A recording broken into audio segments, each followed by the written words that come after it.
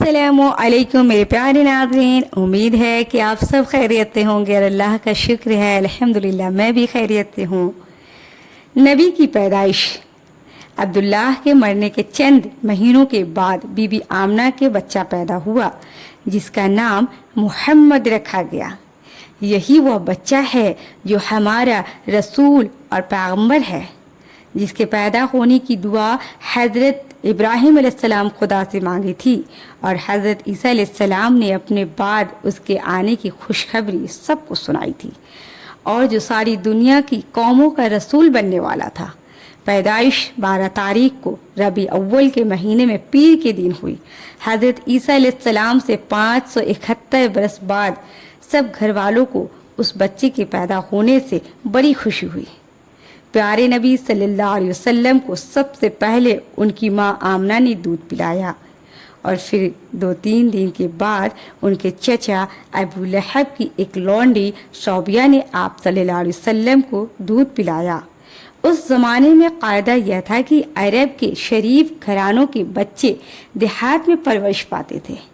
देहात से औरतें आती और शरीफों के बच्चों को पालने और दूध पिलाने के लिए अपने साथ अपने घरों को ले जाती। उन्हीं औरतों में से एक जिनका नाम हलीमा था और जो हवाज़ीन के कबीले और साद के ख़ानदान से थीं, मक्का आईं और आप सल्लल्लाहु अलैहि वसल्लम को परवरिश के लिए अपने कबीले में ले गईं। 6 बरस के सीन तक आप सल्लल्लाहु अलैहि वसल्लम हज़रत हलीमा के पास हवाज़ीन के कबीले में परवरिश पाते रहें और बीबी आमना के पास वापस आए। फिर आप सल्लल्लाहु अलैहि वसल्लम की माँ का इंतकाल के बाद उनकी परवरिश दादा अब्दुल मुत्तलिब ने की और फिर अबू तालिब की। फिर यूं ही गुजरते गुजरते अब आप सल्लल्लाहु अलैहि वसल्लम 40 बरस की उम्र को पहुँच गए थे। अल्लाह का दरूद और सलाम हो उन पर। यह वह ज़माना होता है जब आदमी की समझ बूझ पूरी और अकल पोख्ता हो जाती है, शुरू ज़माने की ख्वाहिशें मर चुकी होती है, दुनिया का अच्छा बुरा तजुर्बा हो चुका होता है। यही उम्र उसके लिए मुनासिब है कि अल्लाह ताला उसको अपना रसूल और कासिद बनाए और जाहिलों के सिखाने और नादानों के बताने के लिए उसको उनका उस्ताद मुकर्रर फरमाए। अल्लाह अपने रसूलों को फरिश्ते के ज़रिए से अपनी बातों से आगाह फरमाता है और अपना कलाम उनको सुनाता है। वह रसूल फरिश्ते से खुदा का कलाम सुनकर खुदा के बंदों को वही सुनाते हैं।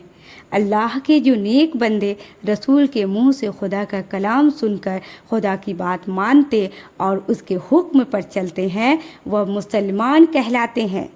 अल्लाह उनसे खुश होता है, प्यार करता है और जब तक वह जीते हैं अल्लाह ताला उनको हर तरह का इनाम देता है और उन पर अपनी बरकत उतारता है, और जब वह मर जाते हैं तो उनकी रूह को आराम और चैन नसीब करता है। और क़यामत के बाद जब वह फिर सब लोग जीकर उठेंगे तो नेक लोगों को अल्लाह वहाँ हर तरह की खुशी नसीब करेगा। जो नेक लोग होंगे वह बादशाहों से बढ़कर वहाँ हर तरह का आराम और चैन पाएंगे। यह बादशाहों से बढ़कर आराम और चैन जहाँ मिलेगा उसका नाम बहिश्त है और उसी को जन्नत भी कहते हैं।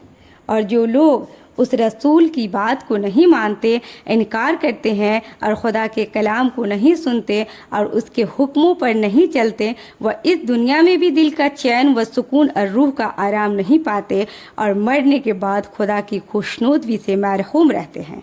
और क़यामत के बाद वह दुख, दर्द और सज़ा पाएंगे कि वैसी तकलीफ़ कभी नहीं उठाई होगी, और वह मकाम जहाँ उनको यह सज़ा मिलेगी वह दोज़ख है, जिसको हम जहन्नम भी कहते हैं।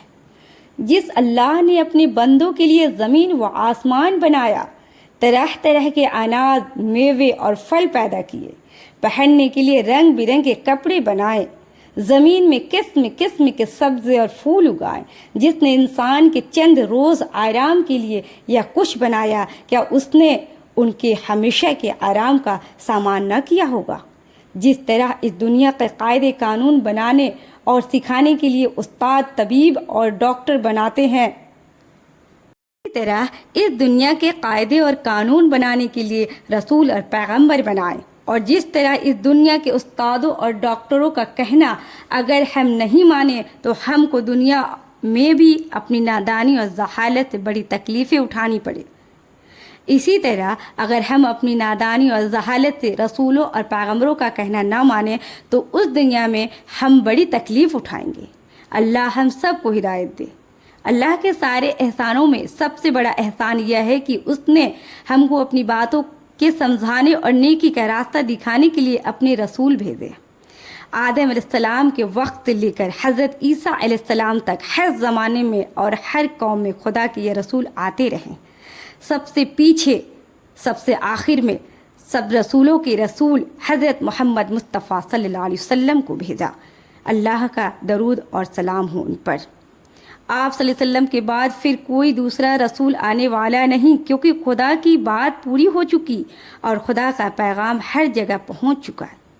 اللہ ہم سب کو رسول کے سنت کے مطابق زندگی گزارنے کی توفیق دے، آمین ثم آمین۔ اور میری ویڈیو پسند آئی ہو تو پلیز لائک اینڈ سبسکرائب ضرور کر دیجیے گا، اور کمنٹ کر کے ضرور بتائیے گا کہ آپ کو ویڈیو کیسا لگا۔ جب تک کے لیے اللہ حافظ، اللہ آپ سب کی حفاظت کرے، آمین۔